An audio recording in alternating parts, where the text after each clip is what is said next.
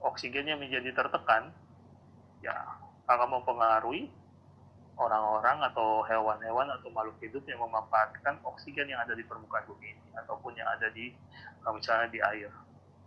Ya, jadi ada manfaatnya. Manfaatnya sangat penting sekali ya. Fotosintetik tadi penting karena oksigen tadi dihasilkan pula. Di sini yang nitrogen juga sama. Penting sekali. Ya. Jadi keseimbangannya yang terjadi di udara ya, komposisi antara atmosfer dan oksigen ya. Ini sangat penting harus selalu dijaga. Ya. Dan alam sudah menyediakan seperti itu. Dan ada yang bakteri salah satunya perannya. Dan ada bakteri ini nitrogennya terlalu berlebih, oksigennya menjadi kurang, ya akan menyebabkan terjadi asupan nitrogen yang kurang pula di tubuh kita. Salah satu contohnya ini ya, kita ini hewan ataupun ini siklus nitrogen tadi sudah saya sampaikan di atas ya sebenarnya. Tidak perlu saya sampaikan ulang. Oke. Kalau ini nitrogen di air sama juga sebenarnya. Jadi proses adanya bakteri nitrogen ini bisa ada di darat maupun ada di air. Contohnya adalah kalau ikan mati. Kenapa ikan bisa mati? Ada yang punya kolam nggak? Atau akuarium? Siapa? Ada yang punya cupang? Ada yang punya kolam ikan, akuarium di rumahnya? Ada Pak. Siapa yang ngomong pertama? Egi. Egi. Hadir Pak. Iya, Egi punya apa di rumah? Kolam. Bukan kolam rumah saya sih Pak. Jadi saya kan tinggal ke rumah dinas. Ada kolam lele gitu Pak. Oh, ada kolam lele. Buka bau kan? Nggak kelihatan lelenya Pak. Nggak kelihatan lelenya, baunya kerasa ya? Iya. Itu yang terjadi salah satu ya, ketika pakannya berlebih, kemudian ada fesesnya juga berlebih. Yang terjadi adalah proses yang bermain di sana adalah bakteri nitrogen. Ya, di sana akan terjadi kebalikannya dia. Terjadi yang namanya proses denitrifikasi. Ya, kebalikan dari ini ya, salah satunya kalau berlebih. Jadi nitrogen yang ada di dalam dari si protein ini akan berubah menjadi amonia. Makanya kita butuh di sini kalau terjadi jadi amonia, apa yang terjadi? Si ikannya menjadi mabok, bisa juga mati karena asupan oksigennya berkurang. Jadi ya penting ketika kita melihat, jadi orang tuh banyak yang ingin pakai bakteri yang bisa memutus siklus dari si bakteri amonifikasi. Nah, cara mutusnya bagaimana? Caranya adalah oksigennya ini yang jangan sampai balik lagi.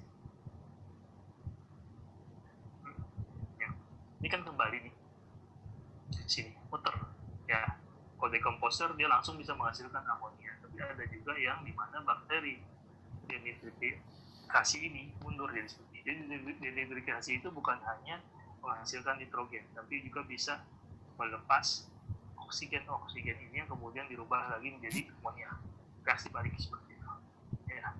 Jadi yang bau yang timbul dari suatu kolam akibat dari adanya dekomposisi dari material organik, dan ini kalau di kolam itu adalah pakan ikannya yang banyak proteinnya ya, kemudian berubah langsung menjadi amonia.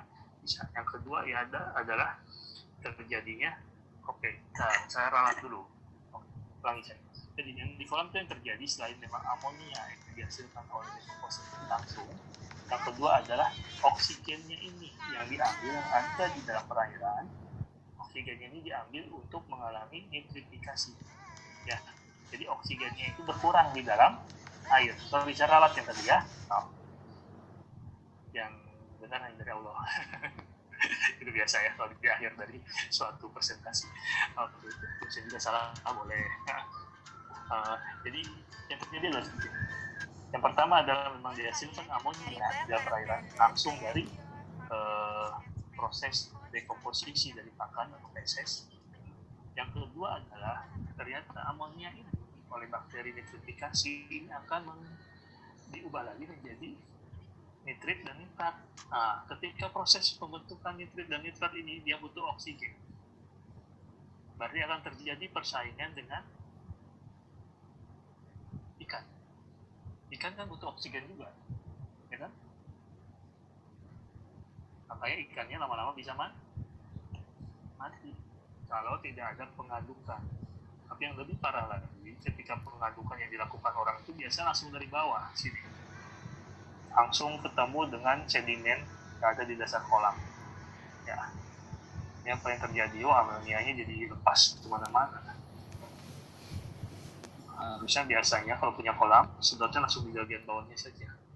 Ya, sedot aja terus pakai pompa, jangan sampai terjadi pengadukan di dalam. Kalau udah aminnya, nitrat-nitritnya teraduk di dalam air, ikannya bakal mati. Ya, jadi bakteri nitrogen, ada bakteri yang fiksasi nitrogen langsung dari udara, ya. Ada bakteri amonifikasi yang akan membentuk amonium, ada bakteri nitrifikasi yang akan membentuk nitrit dan nitrat. Satu lagi adalah bakteri denitrifikasi yang akan merubah nitrat ini menjadi N2 kembali. Kita lanjut lagi.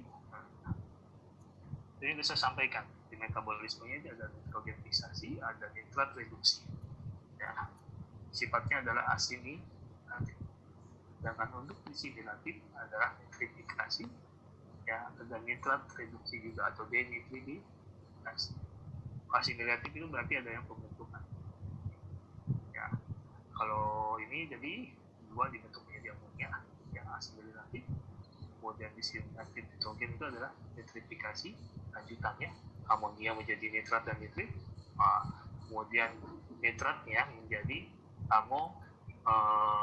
menjadi nitrogen oleh bakteri nitrifikasi.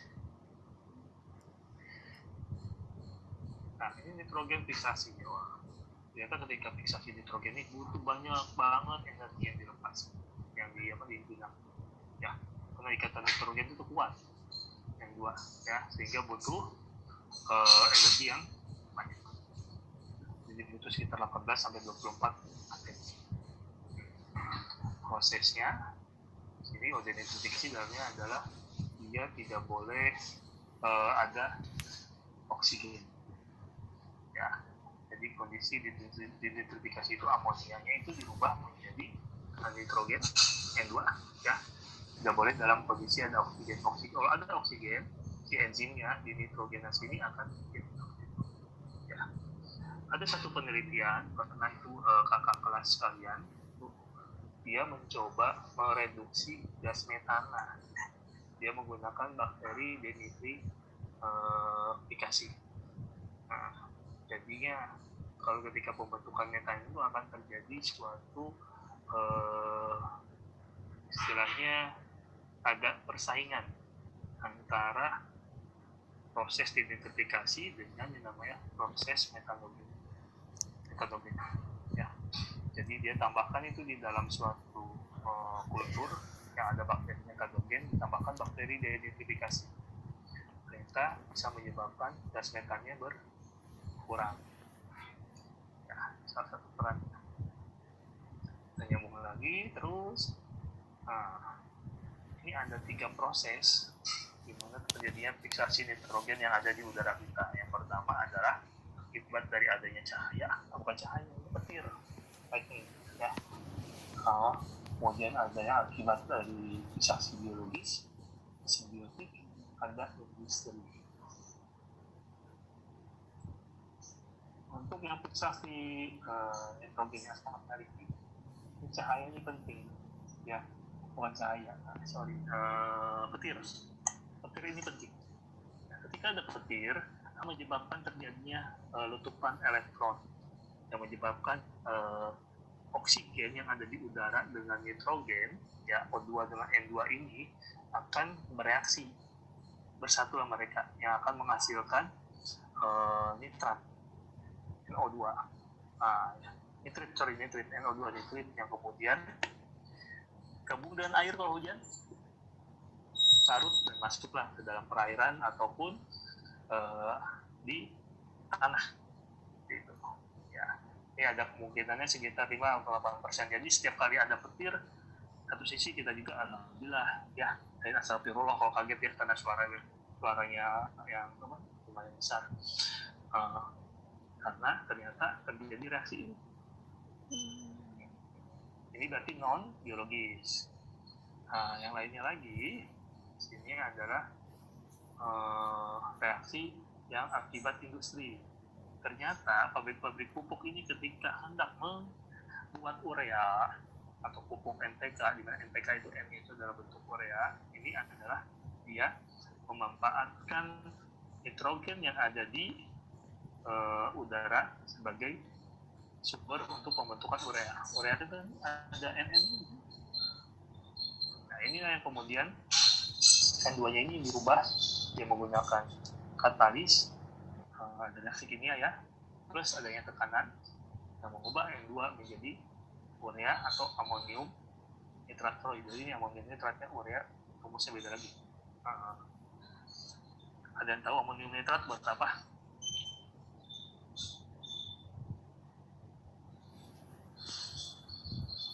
Masih banyak banget yang disebut-sebut.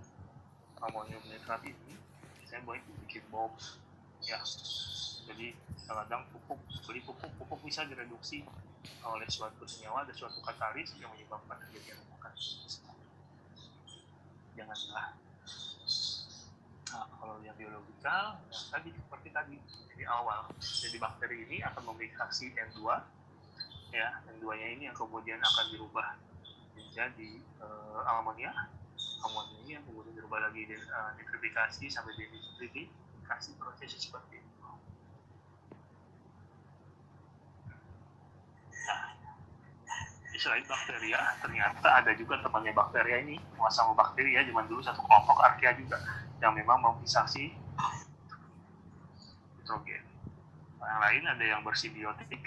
Nah, simbiotiknya itu dengan tanaman di sini, seperti soybean ini, kedelai, alfalfa. Ya, jadi kalau soybean ini nggak perlu dia dipupuk terlalu banyak, karena sudah jelas ada bakteri yang akan membantu untuk memfisasi si N2-nya, berubah menjadi nitrit yang kemudian akan diserap oleh tanaman. Ada legumnya, kemudian underneath mirip dengan tanaman itu pete ya, tanaman pete-petean. Kemudian di termit nih di rayap ya, cacing yang ada di kayu kalau nggak salah ya. Itu dia juga memiliki kemampuan untuk fiksasi nitrogen. Ada yang langsung live free yang tadi saya sudah sampaikan.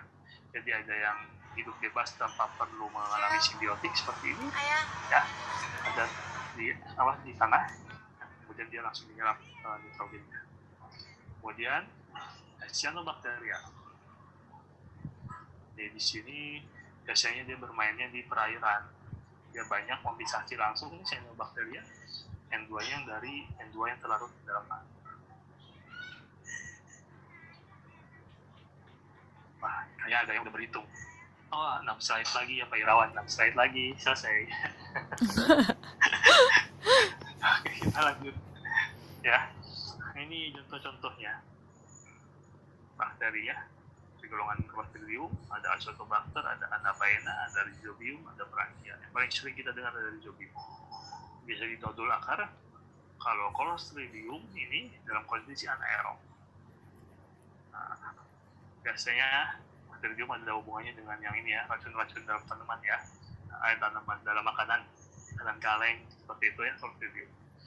Ada juga yang banyak-banyak ini adalah Azotobacter juga.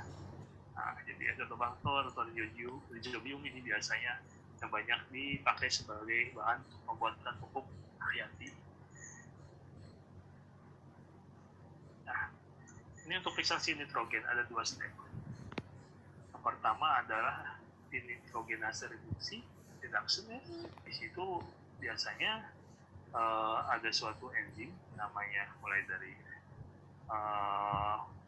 papodoksin, dinitrogenase reduktase, ada dinitrogenase yang bermain untuk mengambil agar si nitrogen yang ada di udara ini kemudian bisa putus ikatannya, yang kemudian kalau putus barulah direaksikan dengan hidrogen, bisa hidrogen dari air yang kemudian akan membentuk yang namanya amonia. Yang kedua, dinitron reduksi. Ini yang terjadi kalau yang di atas tadi melibatkan tiga dari enzim. Kemudian kalau yang di sini juga melibatkan beberapa tapi berbeda enzimnya. Tahapannya lebih kompleks sebenarnya, tapi kembali lagi bahwa dari dua tahapan ini adalah dua tahapan yang saya sampaikan ini, baik dinitrogenase reduksi yang satu ini ataupun dinitrogenase ini adalah tahapannya lebih banyak, dia menggunakan energi untuk memutus ikatan nitrogennya. Yang ada nitrogen yang tadi bebas dengan. Ada 3 step untuk yang tahapan yang kedua ini. Ada di nitrogen, yaitu dia reduksi dan intinya akan reduksi yang namanya dihidrogenase, itu suatu senyawa ya. Jadi N2.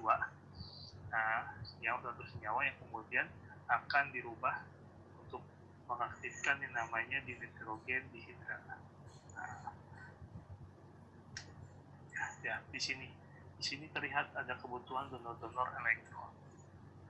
Ya, donor-donor elektron ini bisa dihasilkan dari proses pembentukan NADH, NADPH ataupun ATP. Ya, dari energi dua tahapan ini ketika periksa nitrogen ini banyak sekali energi yang dibutuhkan. Ya, jadi sebenarnya ini reaksi yang terjadi ketika fiksasi ini bukan reaksi sendiri, ternyata melibatkan pula reaksi di sebelahnya. Nah, misalnya dari siklus Krebs atau dari glucogenesis ya, karbohidrat yang diurai itu elektron-elektronnya kemudian ditransfer untuk bisa memfiksasi si nitrogen.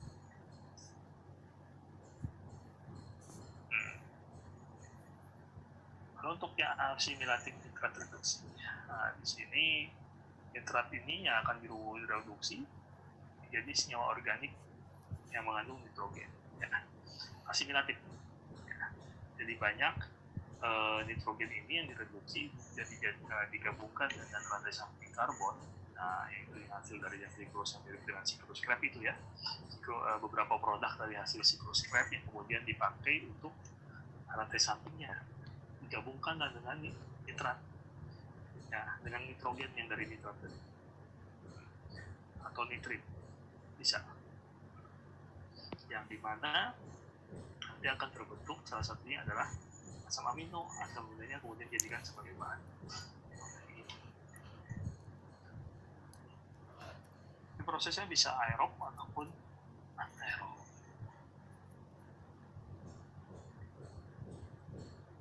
Nah, kalau nitrifikasi disampaikan dari contoh nih. Nah, contohnya bakterinya adalah Amanobacter. Ya, ini Nitrosomonas, Nitrosococcus, dia akan mengoksidasi amonia menjadi nitrit. Ya, kemudian ada nitrit bakteria, nitrit yang akan berubah menjadi nitrat itu adalah Nitrobacter. Dan organotropik bakteria. Sini akan terjadi oksidasi senyawa nitrogen organik, nitrogen terlihat organik sebagai protein atau dari gugus asam amino yang akan dirubah menjadi nitrat. Jadi ada 2 ya, nitrotop itu amonia diubah jadi nitrit, satu lagi adalah nitrit diubah menjadi nitrat, itu litotrop.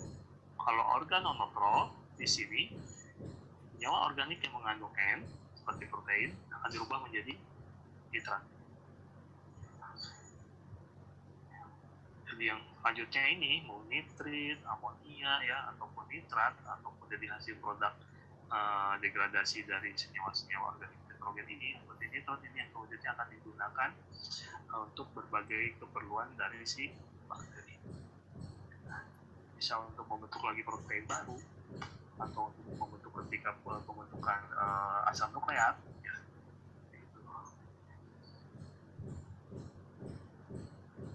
Disimilatif ini identifikasi, jadi mengembalikan kembali senyawa-senyawa ion dari nitrat nitrit ini berubah lagi menjadi bentuk gas nitrogen, bentuk gas. Kalau NO2 sama NO3 ini bentuknya gas. Nah, ini sifatnya reaktif. Ketika ketemu dengan H2O dia akan membentuk asam nitrat atau asam nitrit. Ya. Nah, kalau ini N2 dia dirubah nih. Ya, NO3, NO2 dirubah menjadi N2 atau N2O atau N. Ini bentuknya gas. Ya. Untuk bakterinya adalah Pseudomonas nigricans, Lactobacillus. Kemudian kalau yang prosesnya anaerobik nih, sini yang terjadi adalah akan terjadi akibat sama, jadinya prosesnya hanya tidak melibatkan semua oksigen, ya namanya anaerob ya, pasti nggak akan ada oksigen yang terjadi di sana. Jadi yang diganti ini oksigennya sebagai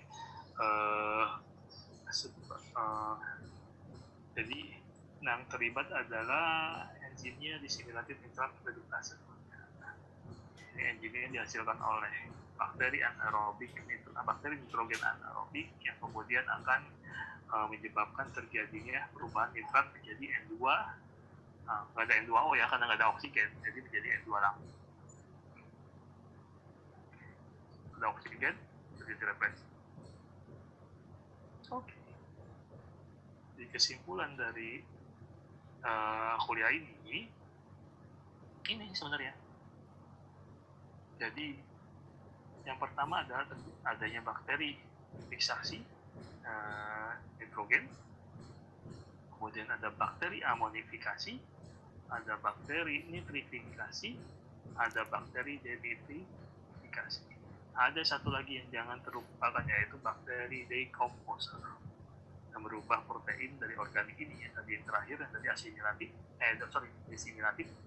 Nah ini yang mengubah menjadi amonia. Ada yang ditanyakan? Makin bingung, wah nanti ujiannya kayak apa ya? Ya gimana? Silakan. Ya Pak.